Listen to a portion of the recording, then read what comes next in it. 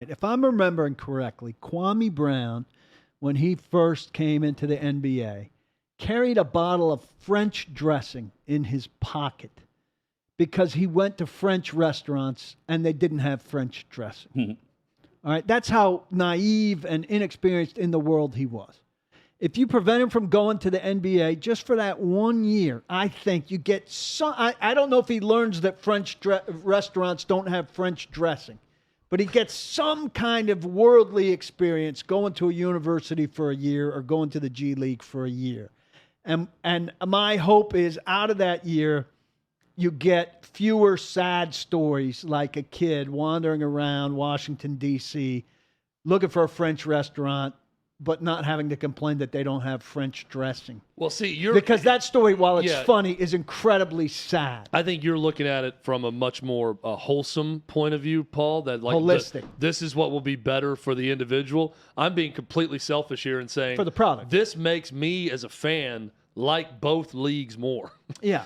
Because there's fewer. I think it can be both. It can be good for the sport and good for the kid. Well, you get look. Well, the I'm NBA is allowed to tell the kid that French dressing is at French restaurants. Why does it have to be at a college? I'm not trying to. And look, if Kwame Brown went to a college for a year or two, I think you just need to be a little bit older. That's why football really has it perfect because you have to go and physically mature, and while you physically mature. Odds are you Kwame mentally Brown mature could a go little to college and still not know that because Yeah, he's going to you're go absolutely from a dorm or apartment to practice to a class. You know, he's not going to be out in the world that much. I'm concerned less about that and more about both products being better. There's fewer busts in the pro game this way. If you want to take a chance on an 18-year-old, you can. Very few will actually go to the NBA draft at this point. And if they do and don't get drafted, oh well. And the college game is so much richer with players that are in programs longer if that were the rule. I've been preaching this for a long time. I hate the one and done.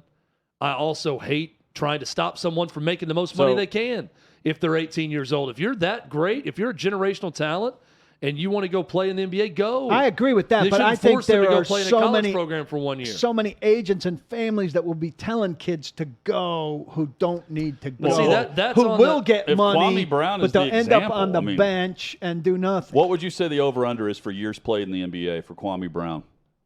He probably hung around for 6 years. 14. Holy hell. Yeah, it worked out okay for Kwame Brown. It did. He hung around for a while.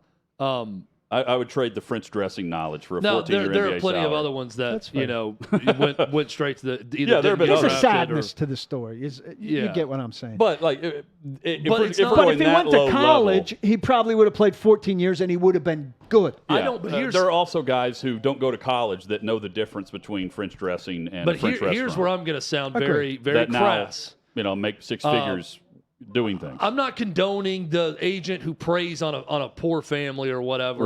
Right. Convinces some kid and their family that they're a first-round pick and they don't go drafted. That's not a good thing to do. I'm also not in the business of trying to protect someone with God-given talent to be one of the greatest in their sport at making bad decisions professionally. If that happens and that's the opportunity cost of it, so be it.